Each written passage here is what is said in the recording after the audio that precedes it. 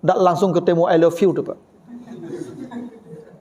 Jangan tiba-tiba saja kan I love you, kamu bapakmu tukang bakso ya. Kok kamu tahu? Karena kau telah membulatkan hatiku untukmu. Itu langsung tak boleh begitu tu Pak. Tolong sampaikan terima kasih saya pada ibumu. Kenapa? Karena dia telah melahirkan bidadari secantikmu. Itu langsung jadi itu Pak. Tidak bisa begitu. Nilainya 6. Yang satu nilai 9 wajah. Tapi kantongnya tipis. Ibu istikharah lah. Itu boleh istikharah. Walaupun ibu saya keyakinan saya memilih yang nilai 6. Beko balik tinggal di rumah satu sabok. Ibu tu kan gitu tuh. Ya.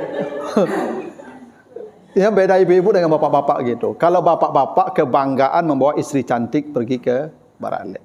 Kalau ibu enggak, yang penting dia pakai mobil, apa tinggal di rumah.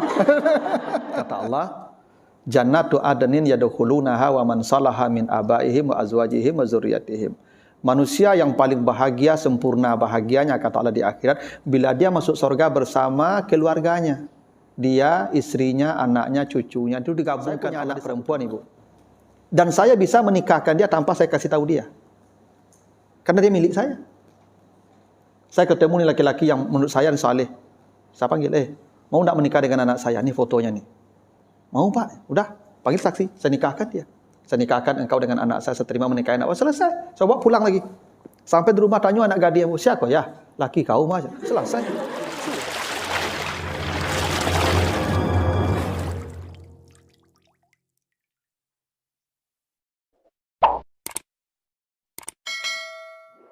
Assalamualaikum warahmatullahi wabarakatuh. Alhamdulillahirabbil alamin. Assalatu wassalamu ala asrafil anbiya'i wal mursalin wa ala alihi wa ashabihi ajmain. Bapak, ibu-ibu, saudara-saudara sidang taklim yang dimuliakan Allah. Kembali kita bersyukur kepada Allah atas segala karunia-Nya. Alhamdulillah pada pagi hari ini kita dikumpulkan Allah di rumahnya dalam majelis zikir yang penuh berkah ini. Setelah 2 tahun lebih ya kita tidak bertatap muka dalam virtual online sering Pak ya. Cuman yang bertatap muka sejak corona baru kali ini ya. Ini pertemuan pertama offline. Dan agak jauh berkurang ya jamaah kita dari yang sebelum corona ya. Atau gimana ini kok bisa? Dulu waktu sebelum corona di aula ramai sekali ya toh. Atau mungkin sudah jauh tempatnya Pak. Kalau di aula lu kan dekat dari kantor. Sekarang sudah ya melangkahkan kaki agak jauh. Tapi harusnya kalau makin jauh langkah kakinya kan makin banyak pahalanya. Bapak Ibu, dulu sebelum kita ya dilanda corona itu tema kita fikih ibadah. Tapi kemudian terhenti, tapi sekarang saya tidak dikasih tema lagi ini.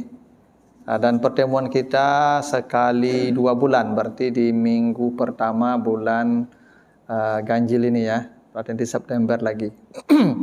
Nah karena itu saya ingin kita diskusi tentang fikih keluarga.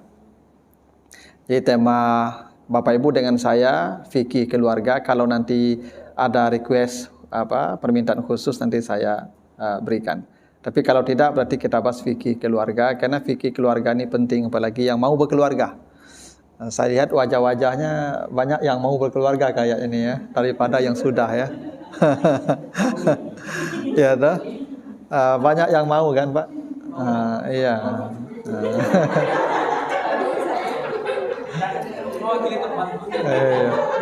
Kalau yang sudah jangan mau lagi Pak. Ya sudah. Yang belum, itu tidak apa-apa. Ya, jadi karena banyak yang mau berkeluarga, maka penting fikih keluarga ini dibahas. Karena di mata pelajaran di sekolah tidak ada. Tidak ada Bapak ya. Kalaupun ada mata kuliah agama, mata pelajaran agama, tidak ada ini fikih keluarga diajarkan. Ya bagaimana hubungan suami istri, bagaimana kalau terjadi masalah. Ya bagaimana curhatnya, jangan curhatnya di medsos ya, jangan update status itu. Banyak aturan di keluarga nih. Ibu-ibu suka update status nih. Kalau bertengkar aja suami kan langsung update status. Iya.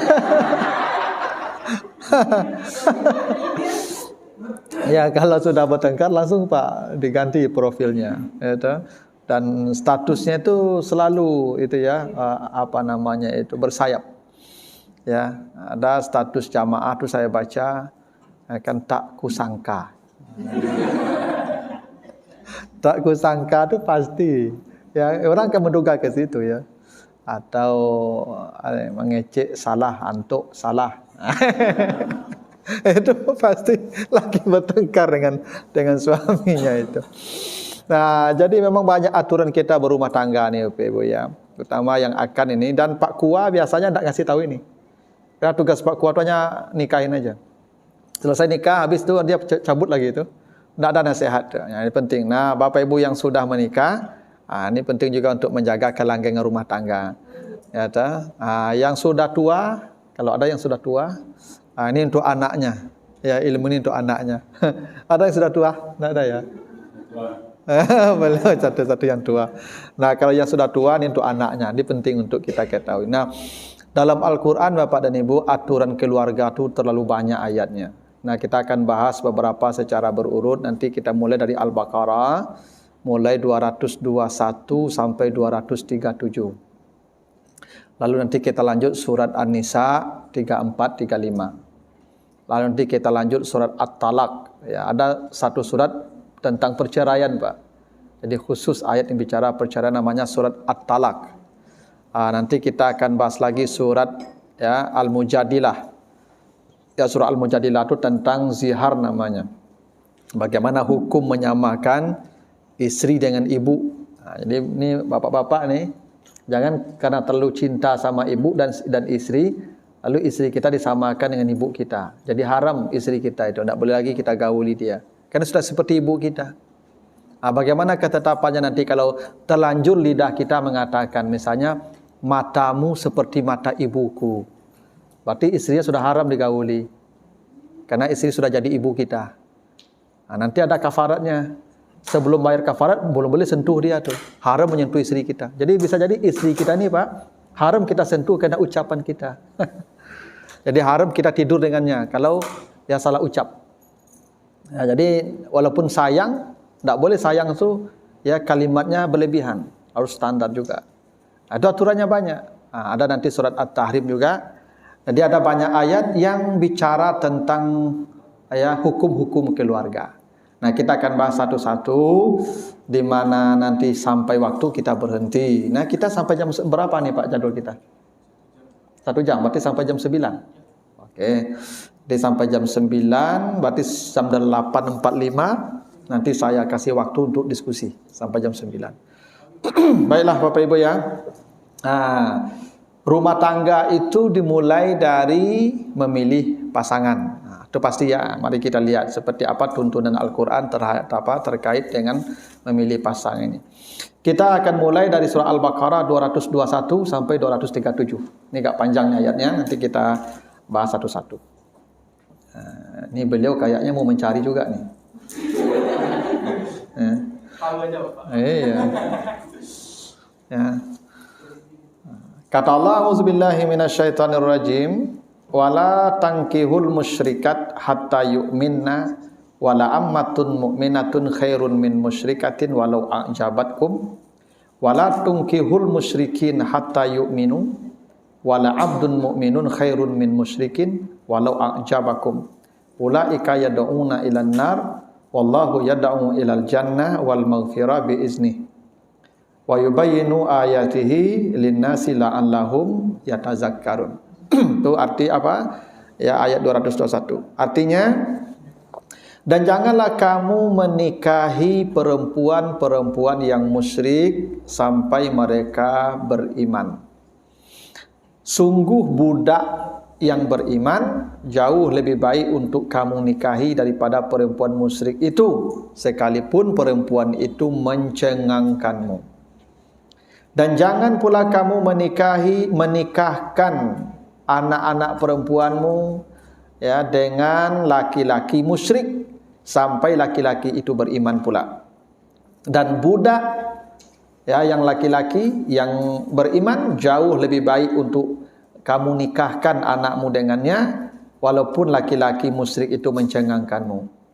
Mereka yang musyrik itu akan mengajak ke neraka, dan Allah mengajak ke surga dan ampunan dengan izinnya, dan dia menjelaskan ayat-ayatnya bagi manusia, mudah-mudahan mereka mendapat pelajaran. Nah, itu arti sederhananya surat An-Nisa, surah Al-Baqarah 221. Satu kata Allah, ketetapannya di sini, jangan kamu menikahi perempuan yang musyrik sampai mereka beriman. Ini untuk laki-laki ini. Jadi bapak-bapak ya, atau calon-calon suami, kalau mau menikah dengan seorang perempuan tuh, itu agamanya nomor satu. Jangan menikah yang agamanya tidak sama dengan kita. Bahkan walaupun seagama, tapi keberagamaannya, ada yang seagama tapi keberagamaannya minim, jangan. Jadi memang begini Bapak Ibu, memilih jodoh itu memang faktor pertama itu agama. Tak dapat tidak. Walaupun Nabi pernah bersabda begini, nikahilah perempuan itu karena 4 hal. 1, karena cantik, li jamaliha. Memang cantik ini nomor 1, Pak. Nah, biasalah. Laki-laki kan kalau milih jodoh pasti cantik itu nomor 1. Ya, kalau perempuan enggak.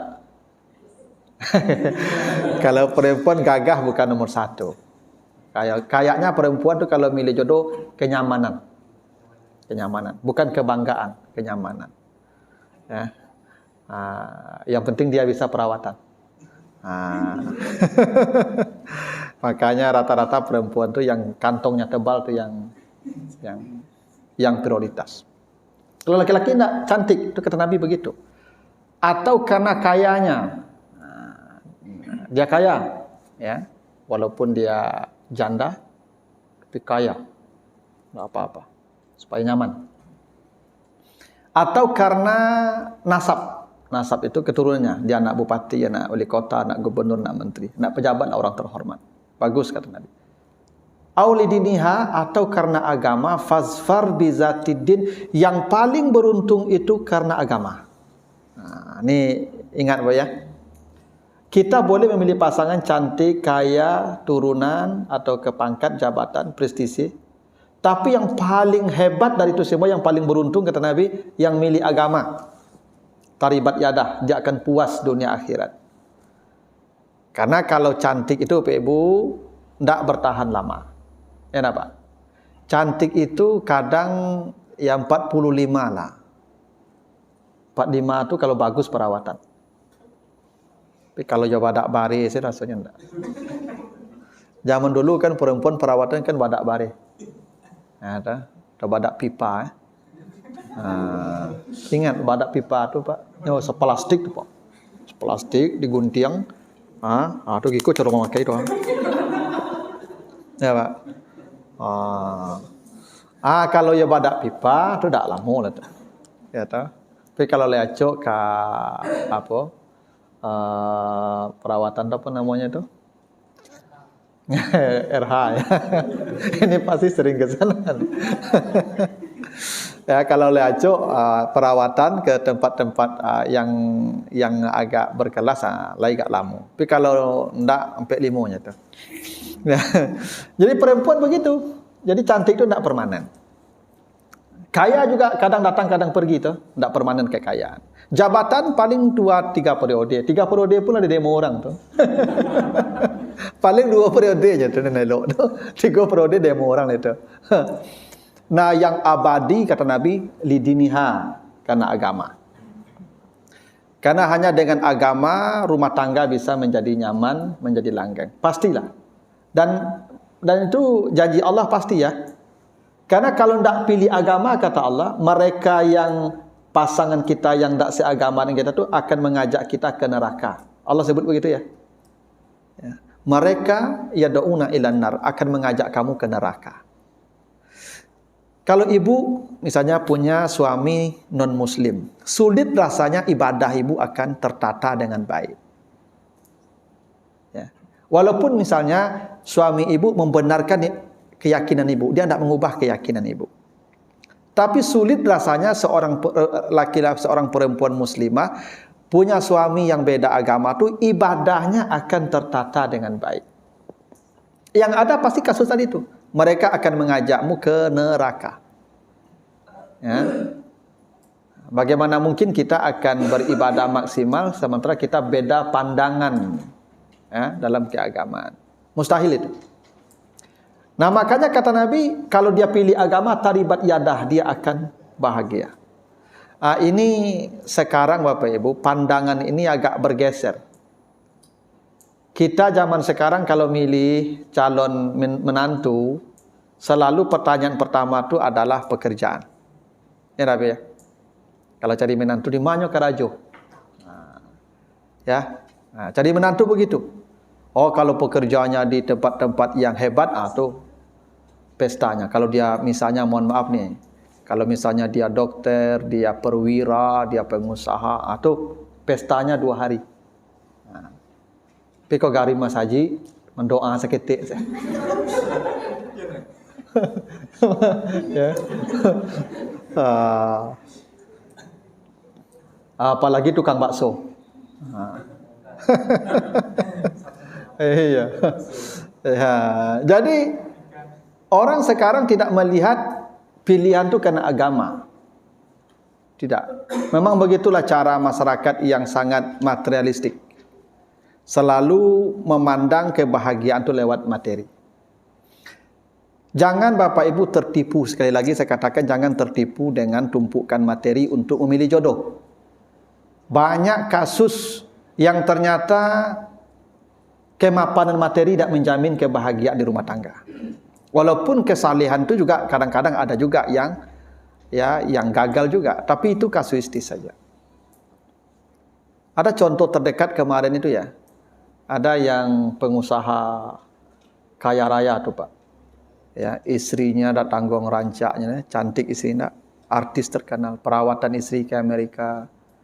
Perawatan kuku orang rumah saya Pak 10 juta. Untuk kuku saya baru Pak 10 juta.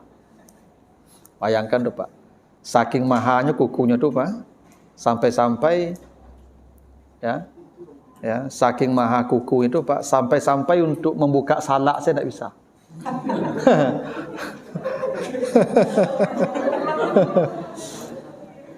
Ya kan? Mereka jadi manjo itu Ibu durian yang ikut saja. Maka itu Ustaz, ya kuku perawatan pisau silet saja. Oh. Ini 10 juta. Maka ya itu sampai membuka salak aja tidak bisa. Ya, kan kayu itu Pak. Apa yang kurang lagi itu Pak? Tidak ada yang kurang. Tapi kenapa harus tertangkap narkoba? Kan? Tertangkap narkoba suami istri. Dan tidak tahu sekarang katanya udah mau bercerai. Gitu. Jadi enggak?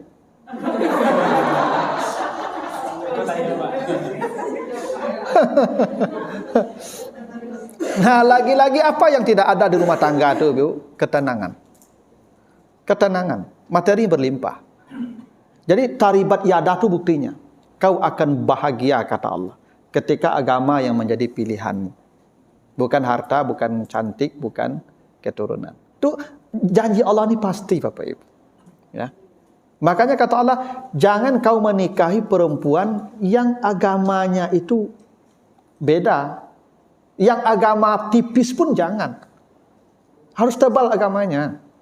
Bukan dia ustazah, enggak mesti ustazah. Tapi dia memiliki agama yang baik. Nah, kalau itu kata Nabi, taribat yadah, kau akan bahagia. Itu buktinya tuh Pak. Sekaya apapun ternyata tidak jaminan dia menemukan kebahagiaan di sana.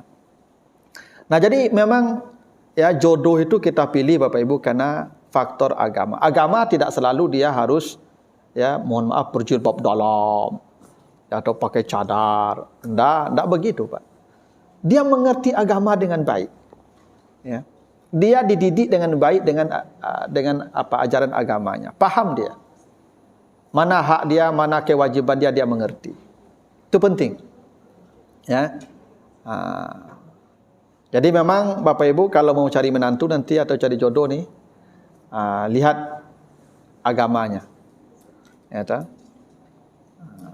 makanya Bapak Ibu dalam Islam kalau memilih jodoh ada proses melihat namanya. Jadi dikirim utusan untuk mencek dulu, ya, fisiknya. Setelah itu lihat kehidupan dia di dalam keluarganya. Dan itu penting.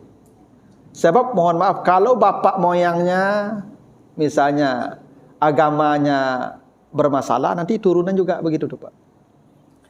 Karena agama yang di atas itu mempengaruhi ke bawah. Ini coba baca cerita Maryam nanti di surat Ali Imran ayat 33. Ali Imran 33. Jadi Maryam tu kenapa menjadi wanita terbaik? Allah sebutkan dulu silsilahnya ke atas. Innallaha astafa Adam wa Nuhan wa ala Ibrahim wa ala Imran alal alamin. Kenapa Maryam menjadi wanita terhebat? Disebutkan bapaknya Imran, terus nenek moyangnya Nabi Ibrahim, terus nenek moyangnya Nabi Nuh, terus nenek moyangnya Nabi Adam. Jadi semuanya orang saleh, Nabi Adam, Nabi Nuh, Ibrahim, Imran. Itu penting tuh Pak, agama bapaknya penting. Bukan hanya agama dia Pak, agama bapaknya pun penting dilihat. Siapa bapaknya? Minimal siapa kakeknya, sampai kakeknya. Sebab turunan itu berpengaruh Pak, darah itu berpengaruh tuh. Percayalah Pak kamu.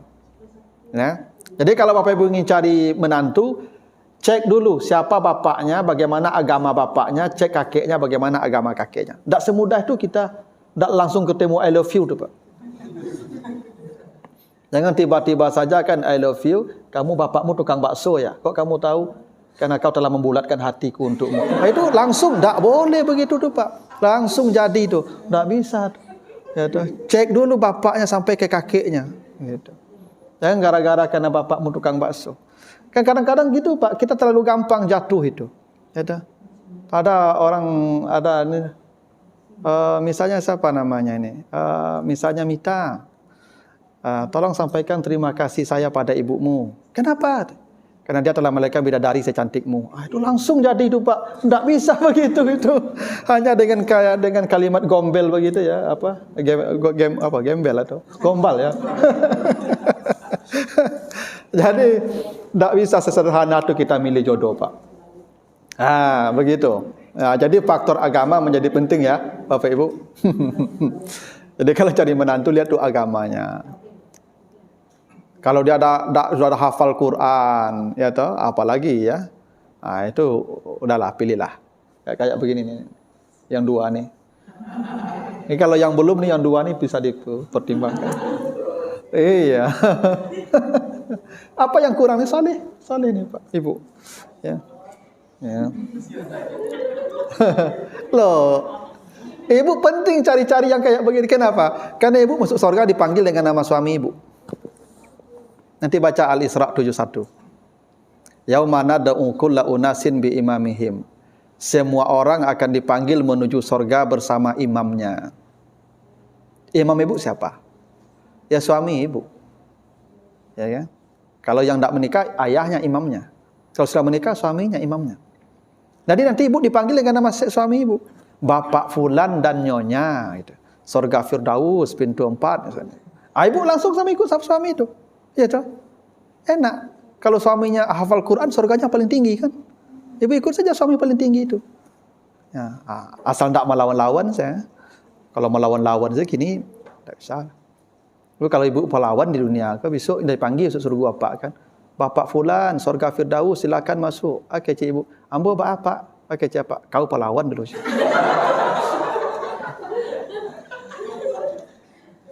Urus surang. Ya toh. Makanya kok dapat suami saleh itu patu-patu saya ibu, jangan lawan-lawan. Ya, karena ibu dipanggil dengan nama suami nanti itu makanya perlu ibu memilih imam tu yang baik, yang derajat surganya tinggi.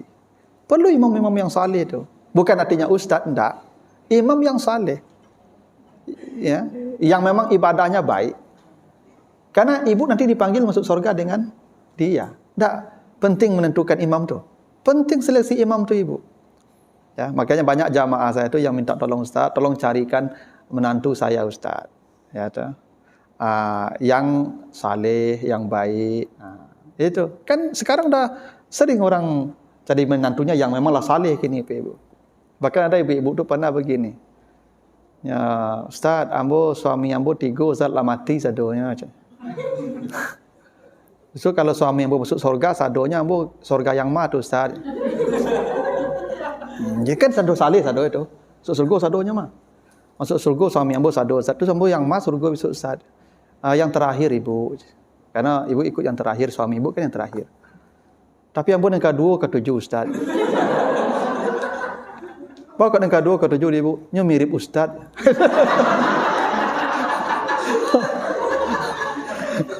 Jadi ibu kau santi yang nanya. Iya itulah. Nah, jadi memang begitulah, ya toh. Jadi paradigma mencari pasangan, mencari menantu sudah harus diubah. Ya. Nomor 1 itu agama. Nomor 2 baru kaya, gagah, kaya. Makanya ibu-ibu kalau dapat jodoh 2, 3, 4 misalnya, istikharah itu tetap agama tetap nomor 1. Misalnya ada 2 laki-laki yang ibu bingung memilihnya nih. 1 kaya tapi wajahnya 6. Bisa jadi begitu toh? Kaya tapi wajahnya 6. Atau wajahnya lapis bakan sih wajahnya Pak. Atau wajahnya 9 tapi miskin. Ya, kan dilema tuh. Tapi agamanya sama. Dia sama-sama saleh. Sama-sama baik, sama-sama taat. Agamanya 10 nilainya sama. Cuman yang satu ini ya kan kaya tapi nilainya 6. Yang satu nilai 9 wajah tapi kantongnya tipis. Ibu istikharah lah. Itu boleh istikharah. Walaupun ibu saya keyakinan saya memilih yang nilai 6. Beko balik tinggal di rumah satu sama. Ibu-ibu tu kan gitu tuh. Ya. Ya beda ibu-ibu dengan bapak-bapak gitu. Kalau bapak-bapak kebanggaan membawa istri cantik pergi ke Barale. Kalau ibu enggak, yang penting dia pakai mobil, apa tinggal di rumah.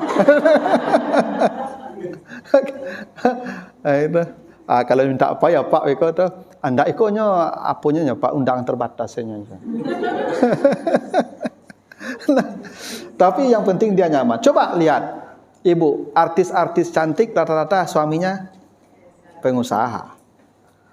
Itu logika sederhana saja begitu. Pasti laki-laki itu, ya laki-laki mapan coba. Artis-artis selalu laki-laki mapan. Kalau wajah nomor sekian lah. Ya tidak terlalu penting. Ada apa-apa juga, tapi agama tetap nomor 1 tu ibu. Jangan sampai agama tu di bawah, taruhnya enggak. Nomor 1 agama, baru pertimbangan kaya atau gagah tu nomor 2, 3, 4. Itu perintah Al-Quran begitu ibu ya. Kalau ibu ingin rumah tangganya itu langgeng sampai ke akhirat. Ibu jangan mengira kita berumah tangga untuk di dunia saja ibu. Enggak. Kita berumah tangga itu sampai ke surga ibu. Ibu kalau baca nanti surah Ar-Ra'd ayat 23, 24. Kata Allah, Jannatu adnin yadkhulunaha wa man salaha min abaihim wa azwajihim wa dzurriyyatihim. Manusia yang paling bahagia, sempurna bahagianya kata Allah di akhirat bila dia masuk surga bersama keluarganya. Dia, istrinya, anaknya, cucunya itu digabungkan Allah di satu tempat. Jadi kita berkeluarga tidak hanya di sini. Jangan ibu-ibu pernah berpikir ambo disuruh go besok ambo carilah yang baru lah itu panik ambo ko perangainya jangan ibu ya. Ya, suami ibu yang di sini, suami ibu di sana. Istri bapak yang ini, istri bapak juga di sana tuh. Kecuali pisah, yang satu ke neraka. Ada bidadari di sana, pengganti stoknya ada. Bidadari. Karena boleh jadi kan seperti Firaun dan istrinya tidak bersama toh. Istrinya ke surga, Firaun ke neraka. Ada bidadara. Nabi Nuh dan istrinya terpisah. Istrinya ke neraka, Nabi Nuh ke surga. Nabi Lut terpisah, ya toh. Yang terpisah begitu ada nanti di sana cadangan. Itu kenapa banyak bidadari di surga. Ibu tahu enggak kenapa bidadari banyak di surga? Karena ibu-ibu banyak ke neraka. Nah, mengisi kekosongan kami ada bidadari di sana. Ya karena hadis Nabi begitu, perempuan paling banyak masuk neraka. Itu hadis sahih itu. Saya tidak pernah membayangkan isi neraka seperti yang diperlihatkan kepada saya, kata Nabi. Apa yang kau lihat ya Rasulullah isi neraka? Itu kata Nabi, ra'aitu aksara ahliha an-nisa. Saya lihat yang paling banyak isi neraka itu ibu-ibu, perempuan. Sahabat tanya, ayakfurna billah, apakah perempuan itu kufur kepada Allah? Tidakkah mereka beribadah dan taat kepada Allah? Kata Nabi, tidak. Mereka tu tidak kufur kepada Allah, taat. Mereka tu salat berjamaah, tahajud, baca Quran, pokoknya majlis taklim, rajin. Mantap ibadah ibu tu. Tapi apa masalahnya? Yakfurnal ashir. Banyak yang membangkang dan melupakan kebaikan-kebaikan suaminya. Jadi masalah ibu itu hanya satu. Gampang lupa kebaikan suami. Maka Nabi berkata ke sahabat laki-laki ini, "Lau ahsanta ila ihdahunna dahra." Hai para lelaki, kata Allah, andai kalian berbuat baik pada istri kalian seumur hidup, sejak mulai menikah, apapun yang dia inginkan dikasih, Pak. Berapapun belanja dikasih, Pak. ATM kasih semua, Pak. Kunci mobil ambil, ini semua. Semua dikasih, Pak. Sumara aita minka syai'an. Lalu suatu hari ada pintanya yang tak kau penuhi. Satu saja. Yang minta beli jilbab. Tu dia awak dia latih mungkin. Besoklah. Sekali mengecek tu, Pak. Besoklah. Apa katanya? Mara aitu minka khairan katun. Engkau laki-laki yang tak pernah berbuat baik kepadaku. Itu sifat perempuan. Laci itu elok kenyau, Pak. Ya. Sekali kandaknya dah dapatnya, Pak. Hilang sadonya, Pak. Itu perangai ibu-ibu tu. Tak takana adanya lah, Pak. Pergi jalan-jalan ko, dan balik ko. Lupanya tu, Pak. Itu yang membuat ibu-ibu banyak masuk neraka. Apa? Gampang melupakan kebaikan suaminya. Tuh. Makanya ibu kalau ada hal-hal yang tak menyenangkan dari suami ibu, ibu ingat kebaikannya yang banyak. Tapi ibu-ibu tak melihat yang itu. Lupa dia tuh. Dan itu yang membuat ibu masuk neraka. Itu makanya ibu yang suka menjauhi itu karena dia lupa kebaikan suami itu. Gitu. Itu makanya ibu banyak masuk neraka. Gitu. Karena dia melawan tadi, membangkang, durhaka. Makanya ibu-ibu yang bekerja ini saya sarankan ibu kalau mau ke mana-mana tidak bisa tanpa izin suami ibu. Itu bukti ibu milik dia. Betul ibu milik dia, kan diserahkan dari bapak ibu dulu tuh. Ya enggak? Saya nikahkan engkau, nikah itu artinya at-tamalluk, pindah hak milik. Ibu sebelum menikah dengan suami ibu milik ayah ibu. Ibu milik ayah ibu. Makanya di sini dia boleh menikahkan ibu tanpa pemberitahuan ibu, tanpa memberitahu ibu. Saya punya anak perempuan, ibu. Dan saya bisa menikahkan dia tanpa saya kasih tahu dia. Karena dia milik saya. Saya ketemu nih laki-laki yang menurut saya saleh. Saya panggil, mau tak menikah dengan anak saya? Ini fotonya nih. Mau, Pak? Udah, panggil saksi. Saya nikahkan dia. Saya nikahkan engkau dengan anak saya, saya terima menikahi anak. Selesai. Saya bawa pulang lagi. Sampai di rumah tanya anak gadis, siapa ya? Laki kau mah. Selesai. Sudah. Selesai, Pak. Ya, silakan lagi. Ya, karena dia milik saya. Anak saya milik saya. Dan milik saya, ambo, apa kau punya ambo? Minta izin ambo kurang bagian apa ambo? Kau milik ambo kah? Tu minta izin ambo kurang kamu bagian apa yang ambo kurang? Tak ada. Milik saya, bebaslah saya. Begitu anak perempuan, anak gadis itu milik ayahnya. Nah, begitu dipindahkan milik, ijab kabul dulu, serah terima namanya. Ijab kabul, serah terima. Bapaknya menyerahkan, namanya ijab. Suaminya menerima, namanya kabul. Jadi itu, lambo terima nak apa tu bahasa itu. Ambo agen anak dengkang ya. Coba saya tu. Dulu dan tangguang ya, dari ujung rambut sampai ujung kaki. Ya. Kini yang tangguang lah ya. Seperti dia menangguang dulu, yo. Dosanya tangguang lagi. Jadi, buat lagi. Itu baik. Itu makanya apa kalau menikah aja di rumah mintua tinggal lagi bawa. Ini ada agennya kau apa anaknya tu menumpangnya wak situ lagi. Ini makanya agen kawak kan yang malapen tanggung jawab tu. Kau bertambah lo belanju awak awak nyuruh menanggung tu. Itu. Nya kan nyanyo serahan kawak untuk ditangguang. Aku lah di serahannya kawak awak jadi tangguang ini nyolo. Merasa mana mintua tu. Ya tu. Sampai beranak, anak tu ditanggung oleh mintua dia. Itu suami ya. Ya tu. Kalau dia agen anaknya kawak bawa anak itu lagi. Enggak 2 hari 3 hari numpang dah lah. Tapi siapkan lah Pak, mau bawa anak Pak lah ya. Pailah, bawa lah. Itu harus itu Pak.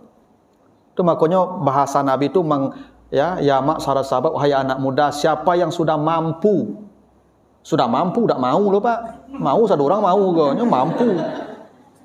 Ya, siapa yang mampu menikah, yang tak mampu puasa. Tuh, mampu Pak. Aha. Jadi memang serah terima tanggung jawab tuh. Sampai dosa-dosa ibu tuh diserahkan ke kami itu, ke suami ibu. Iya, ibu makanya kalau ibu tak minta izin nanti apa bisa berlepas diri. Ya kalau ibu bersalah nanti dia berlepas diri. Kalau minta izin ke dia lazimnya. Tapi kalau ibu minta izin, berdosa ibu, dia tanggung jawab. Kenapa kau kasih izin kata Allah? Makanya kan kadang-kadang kalau acara, dah ada kapai acara, jo siapa aja. Jo sianu. Apa kau nyo analisis tu? Sianu pegunjiangnya. Tak bisa apa lagi ajaknya. Jalai salah. Kalau berdosa ibu pokoknya tanggung dosa itu mah, dosa ibu tu. Tak mudah jadi suami kalau ibu tu. Makanya perlu imam yang saleh tadi. Dia yang akan mengarahkan ibu kepada yang baik. Kalau dia tak paham agama, dia tak akan bisa mengarahkan ibu dengan baik. Itu. Makanya perempuan tadi banyak masuk neraka perkara itu. Makanya ibu-ibu yang bekerja, ibu tak boleh loh selantang pinggang kan. Kan dia ibu tu. Jangan banyak cerita lah, dan kerajo loh mah, payah dan itu. Makanya ibu kalau sudah bekerja, dia punya penghasilan itu, ya dia punya ego tu. Ibu tu milik dia. Itu. Makanya Nabi Ayub pernah memukul istrinya tu. Kenapa Nabi Ayub memukul istrinya? Karena istrinya menjual rambut tanpa pengetahuan suaminya.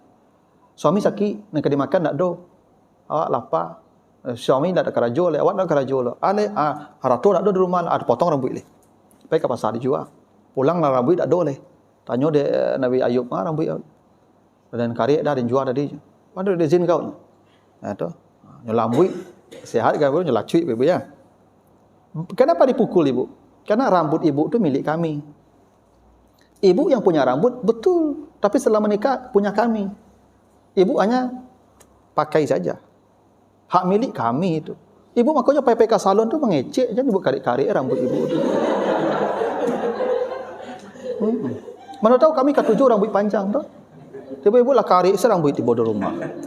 Maka ibu pergi ke salon tu mengecek, Pak, dengan KPK salon ya tu. Pak tu ngarik rambut. Dah usahlah karik rambut itu je nya.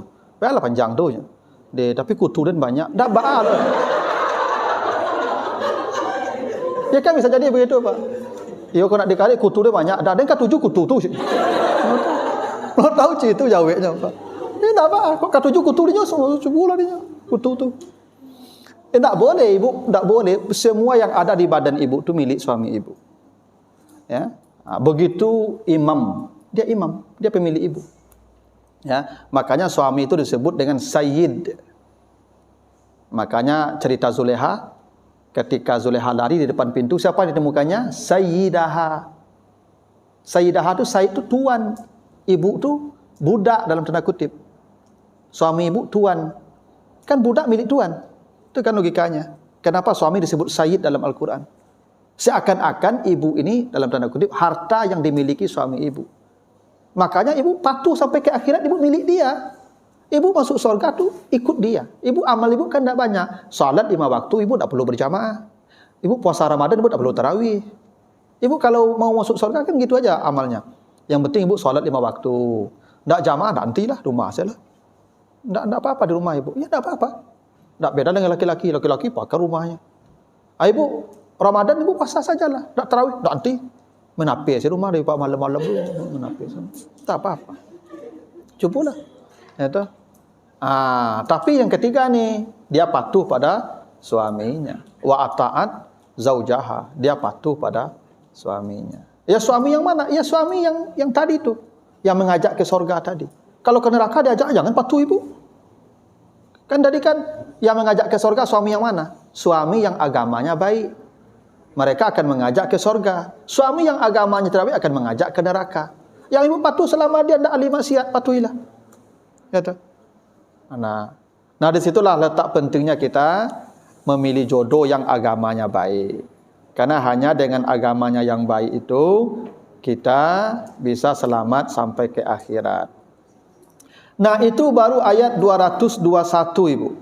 ya, dia sampai 237 Al-Baqarah ini ya. Ini tentang memilih jodoh dulu. Kalau ada pertanyaan Bapak Ibu, ya, ada 15 menit lagi, saya persilahkan dulu.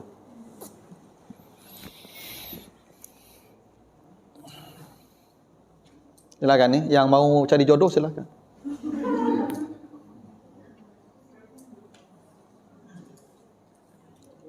Kayaknya banyak yang muda-muda Ibu ya, yang belum. Banyak ya.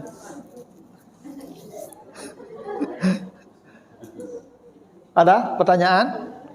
Silakan. Yang pertama, setelah kita berumah tangga, pasti kan sedikit banyaknya ada kita melihat kebaikan dan keburukan dari pasangan kita, Pak. Apabila seperti saya seorang istri melihat sedikit keburukan dari suaminya, bolehkah kita minta dengan orang tuanya untuk menasihati suami tersebut, Pak, ke orang tua yang laki-laki? Itu yang pertama. Yang kedua, mungkin sedikit melenceng dari pembahasan kita, Pak, mengenai infak atau sedekah. Ada waktu-waktu yang diutamakan untuk bersedekah, misalnya sedekah sehabis sholat subuh. Pernah saya mendengar kita boleh bersedekah sehabis sholat subuh itu, masukkan saja ke dalam kaleng, nanti setelah dikumpulkan baru kita serahkan ke ininya. Tapi kan waktunya nggak habis subuh lagi gitu. Jadi bagaimana pemahaman, apakah memang waktu yang kita serahkan itu setelah sholat subuh, atau kita kumpulkan dulu setelah sholat subuh baru kita serahkan di waktu yang lain? Itu aja, Pak. Terima kasih. Assalamualaikum warahmatullahi wabarakatuh. Makasih Bu. Yang pertama begini, kalau suami Ibu ya melakukan hal-hal yang bertentangan dengan prinsip agama, yang mungkin Ibu tidak bisa kasih nasihat. Ya, karena ciri pemimpin itu kan bawahan tidak bisa kasih tahu dia. Itu ciri pemimpin. Ya, namanya pemimpin itu tidak bisa dinasihati bawahan. Tapi kalau dia nasihati bawahan gampang. Ibu-ibu kalau tahu saya dengar pengajian tu apa salah tu Ibu kecian, jangan dela kau ceramah lah. Nah, tu bicaranya. Ya tu kau salah. Nah, memang begitulah ciri bapak-bapak. Karena bapak-bapak itu diciptakan dari batu bata. Ya, kata Allah, manusia itu laki-laki diciptakan min salsalin kal fakhar ya. Surah Ar-Rahman ya, wa khalaqal insan min salsalin kal fakhar. Laki-laki diciptakan dari batu bata, keras, tanah keras. Seperti batu bata. Fakhar itu batu bata. Itu maka laki-laki itu mengkare. Ya, badan kare, tulang kare, angok kare, kapalo kare. Laki-laki itu kare angok. Kare kapalo. Ya, kalau ada laki-laki tidak kare itu mungkin tidak dari batu bata. Kan ada laki-laki lunak atau itu tidak dari batu bata. Atau batu batanya belum dimasak itu. Belum dipanggang itu ya. Ya. Nah, memang karakter laki-laki begitu, dia keras. Suara aja macam bunyi kare itu. Maka laki-laki itu atau ucapun rongkor. Kok mempegadang suara. Maka laki-laki itu memang begitu, dia keras. Dia pemimpin lunak nggak bisa, Pak. Nah, beda ibu ciptakan dari sesuatu yang lunak, dilak, tulang rawan. Maka tulang rawan kuskulatan. Dipijak-pijak tak patah. Lunak, maka ibu tu lunak, ya, badannya lunak, suaranya lunak, pembawaan lunak itu ya. Dia kalau ibu-ibu tidak lunak kare itu dari batu bata. Ya, kalau ibu kare lahnya itu dari batu bata tu. Tapi untung awak kau beda Pak asal kejadian. Kalau sama-sama dari batu bata awak Pak, mungkin tiap hari smackdown di rumah tu. Agak kari suami mengecek. Oh, nah, untung lah dari tulang rawannya Pak, sehingga kok kari awak menangis tu. Itu untungnya tu Pak. Maka ibu-ibu kau diciptakan dengan banyak air mata. Karena memang itulah yang bisa dia lakukan. Dan itu bukan kelemahan Pak. Jadi perempuan tu begini juga Pak. Walaupun dari batu bata, walaupun awak dari batu bata tulang rawan, bukan berarti lemah tu Pak. Ya. Perempuan tu kuat. Dia makhluk terakhir diciptakan Allah. Setelah Adam diciptakan dari tanah, baru dia diciptakan dari Adam. Berarti unsur perempuan dari yang hidup dan kita dari yang mati. Itu ciptaan perempuan ini lebih canggih. Maka perempuan itu ya punya kekuatan ya melahirkan dan hamil itu tak mampu laki-laki melakukan itu Pak. Karena dia makhluk paling kuat. Maka perempuan itu jarang sakit. Perempuan jarang sakit. Laki-laki sering sakit. Makanya banyak laki-laki itu dia mati capek. Carilah laki-laki kan panjang-panjang umur ibu. Enggak, laki-laki itu 60 itu lebih mati. Kalau ibu-ibu sampai 80 dah Coba survei Bu, mana banyak nenek-nenek juga kakek-kakek. Banyak nenek-nenek tuh. Nah, karena nenek-nenek memang laki-laki perempuan tuh daya tahan tubuhnya kuat. Dia daya tahannya kuat. Itu makanya perempuan tuh jarang sakit. Dia bisa bekerja 4 pekerjaan, 5 pekerjaan satu waktu, Pak. Menyapu, mencuci, memasak anak itu satu sekali jalan tuh, Pak. Kuat dia. Laki-laki enggak, satu pekerjaan satu hari saja tuh nyaman nuang. Dan laki-laki ini lemah sebetulnya, Ibu. Makanya bahasa Al-Quran itu hunna libasul lakum. Perempuan itu pakaian bagi laki-laki. Pakaian apa fungsinya, Ibu? Melindungi. Kenapa perempuan disebut pakaian kami? Karena Ibu melindungi kami, bukan kami melindungi Ibu. Logikanya begitu kan? Kan Al-Quran sebut begitu, mereka pakaian bagimu. Berarti perempuan itu pelindung laki-laki. Itu maka Nabi Muhammad itu, Ibu, begitu Khadijah wafat, goncang kan? Karena pelindung Nabi itu Khadijah. Maka Nabi diajaklah Isra Mi'raj tuh, jalan-jalan tuh. Mati Khadijah tuh Nabi goncang, maka tahun duka cita, Ibu. Karena pelindungnya udah mati. Khadijah itu memang pelindung. Makanya Nabi kalau banyak masalah, Ibu pulang ketemu Khadijah, habis masalah Nabi itu, Ibu. Beda aja ibu-ibu kini. Ibu-ibu kini tidak ada masalah awak di luar loh, Pak. Tiba di rumah hanya masalah awak.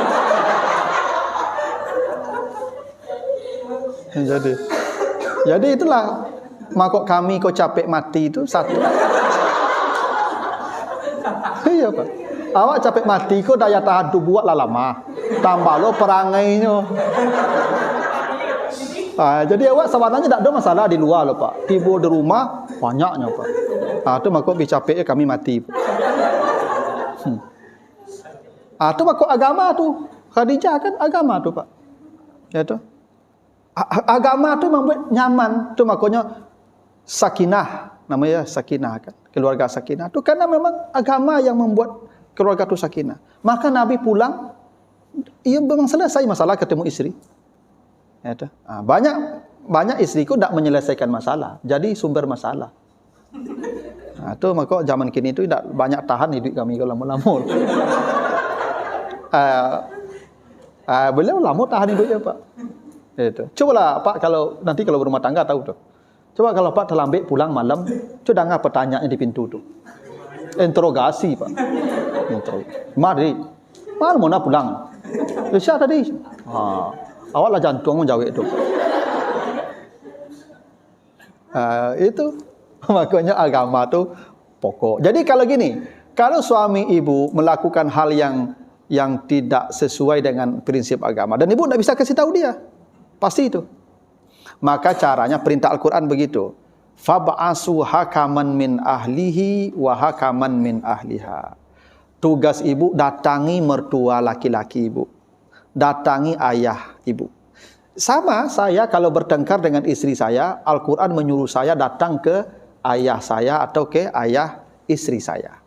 Hakaman min hakaman tu siapa hakim kita dulu? Waktu menikahkan ibu siapa hakim ibu?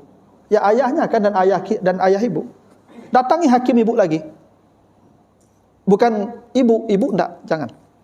Enggak boleh. Ke ibu enggak boleh curhat. Enggak boleh. Karena ibu tu pendek solusinya. Akak ibu kok ketek. Betul. Akal perempuan sedikit. Karena diciptakan dengan 99 nafsu satu akal. Laki-laki 99 akal satu nafsu. Itu maka curhat tak boleh ke perempuan. Tak boleh. Karena akalnya dikit. Saya kalau curhat ke ibu saya kalau ke ibu saya curhat, cakap ambo jisri ambo, baca ama ambo. Ku lama orang rumah ambo perangainya mendeko pak lapan yang pada mencandang. Ake cak amamu. Dari dulu dan kecen kang ni.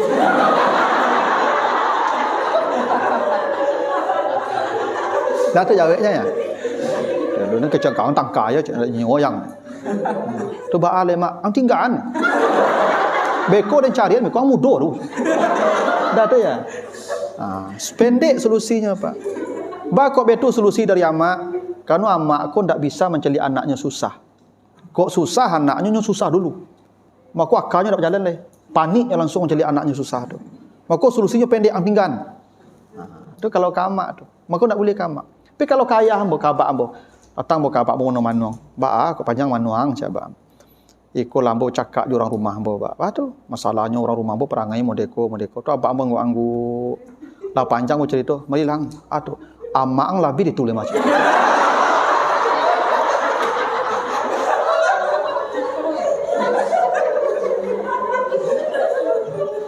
Ambo pulang selai. Kok pulang ambo, ayah ambo lebih pada menderita dari ambo gitu. Lama puluh tahunnya menderita ibu. Ambo baru sekian lama baru ada kenari. Ini 80 tahun menderita tu. Nyotahan sedaya ambo selama. Nah kan kalau kabak kan panjang solusinya tu.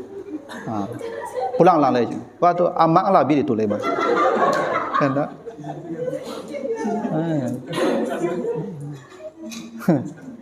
Betul lah kalau kami tua, ambo kalau mendatang kami tua ambo yang pedusi ke amak istri ambo tu, tanya, baca mintu ambo yang pedusi tu ya.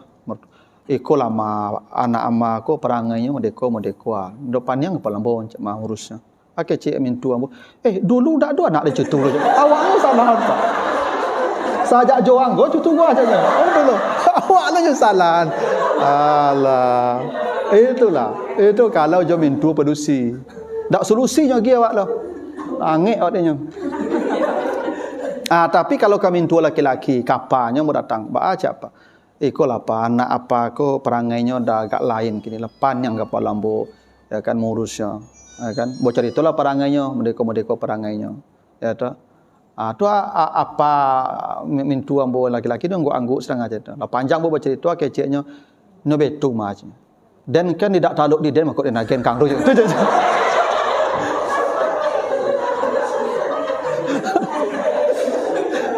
Kau taluk di dan macam lurus saja, makanya lagi kang. Dan dek percaya kang tu macam. Boleh nagen kang, pulanglah lagi. Tak. Itu kalau laki-laki. Itu. Jadi itu caranya ibu. Ibu kalau ada suami ibu yang payah ibu mengurusnya, datang selaka apanya. Paling jawab apa macam tu. Dan kan dek percaya kau tu mana nagen kau. Itu jadi memang curhat ke jangan semua orang curhat. Tak boleh. Jangan curhat ke tetangga.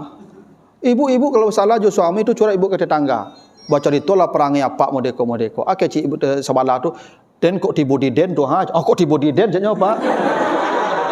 Dan kok den tinggahan tu macamnya. Tak selesai ibu loh. Apalagi curhat di medsos tu jangan ibu. Apapun yang terjadi gini loh.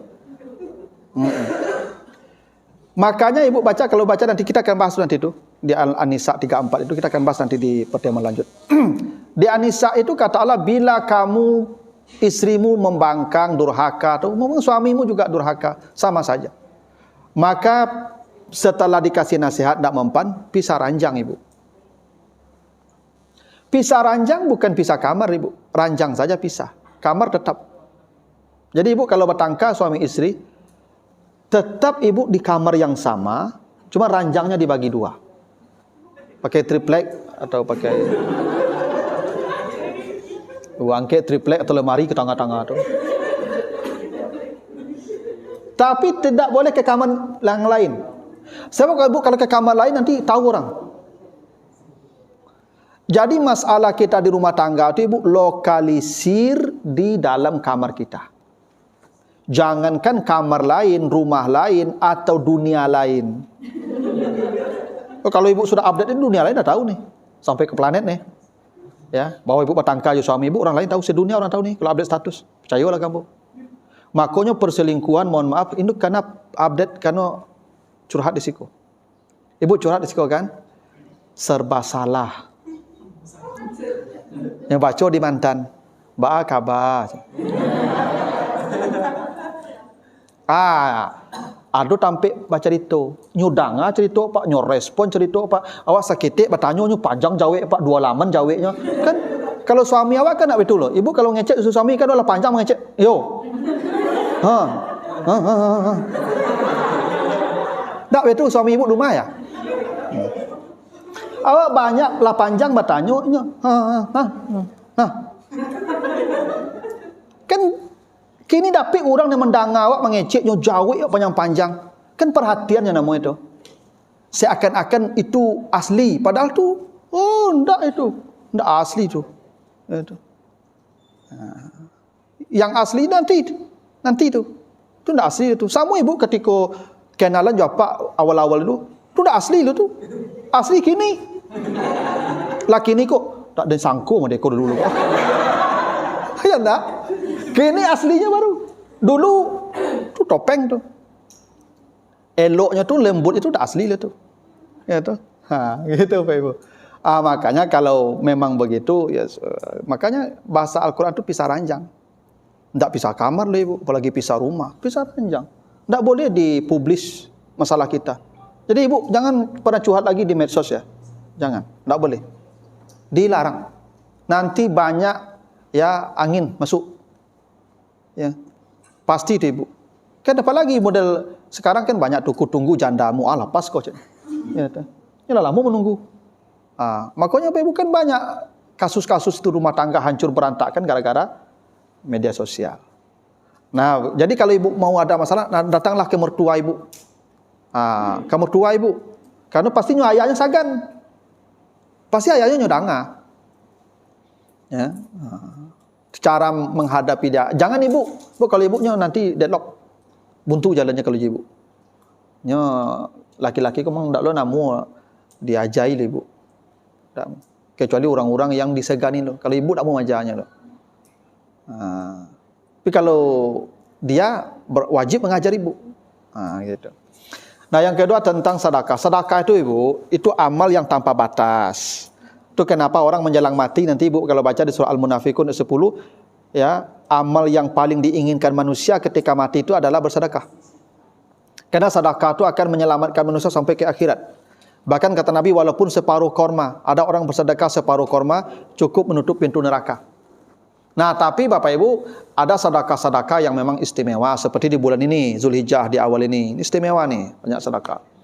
Nah, kalau ada orang mewiridkan sedekah setiap subuh, setiap pagi sebelum terbit matahari dia sudah bersedekah. Kalau amal begitu paling dicintai oleh Allah. Kata Nabi, apa amal yang paling dicintai? Yang kecil tapi rutin. Nah, kalau ada orang begitu tidak apa-apa. Ya. Nah, Ibu pasang celengan di rumah atau tabungan, nanti setiap pagi masukkan, nanti diakumulasikan semua. Itu boleh. Dan sedekah itu memang menyehatkan. Jadi orang kalau sakit kata Nabi sedekah. Karena sedekah itu menyehatkan badan. Jadi orang yang sakit itu kiki. Itu makuk disakit itu antu pai ke dokter cuman sedekah. Orang sakit kamar itu pergi sedekah ke Ibu. Ya dah. Kalau rajin sedekah Ibu jarang sakit. Salah Ibu. Ya dah. Tapi kalau ya kiki sakitnya filosofi harta itu sama je makan. Ibu kalau makan saya tidak pernah keluar, tidak berimbang masuk je keluar lah. Sakit mah. Saya lah kamu. Yang sehat tu imbang masuk imbang keluar. Sebanyak masuk sebanyak dulu keluar Ibu. Sehingga harap tu kau lewat saya kawaknya pembuluh sehat tu. Yang mau tumpuk-tumpuk tu kolesterol beko, asam urat beko tumpuk tu. Tu makanya yang kiki-kiki tu dagi penyakit supaya mesti rakah je sakitnya tu. Dia sakit tu mesti rakahnya, kalau nak disakit mesti rakahnya loh. Ya, kalau dokter tu mesti rakah nama tu. Kalau nak ada orang sakit tu dokter tujuannya kau belanja Pak. Kan dokter kau belanja ada orang sakit. Ibu belanja ada orang sakit kan? Itu, Ibu kan dapat gaji kan ada orang sakit. Kau ada orang sakit setuju sakit kau mah? Kau ngai Ibu siko leh, ada orang sakit dah. Kau ngai Ibu siko kau manung saya pagi sampai malam siko. Ibu di siko kan dia banyak orang sakit. Orang sakit tu pergi bersedekah ya ke Ibu tu. Dia nyumbang sedekah. Ke Ibu yang sedekah. Itu. Makanya Ibu pada asalnya kiki-kiki tu, banyaknya ke Ibu ikut tu. Itu. Nah, betullah Ibu ya. Lapas jam 9 Ibu ya. Jadi kita baru satu ayat ya. Ayat 221. Nanti kita lanjutkan ayat 222 dan terusnya. Nanti akan panjang pembahasan kita. Cuman sekali 2 bulan kita bertemunya. Ya, begitu. Lebih kurang mohon maaf. Subhanakallahumma wa bihamdika asyhadu an la ilaha illa anta astaghfiruka wa atubu ilaika. Wassalamualaikum warahmatullahi wabarakatuh.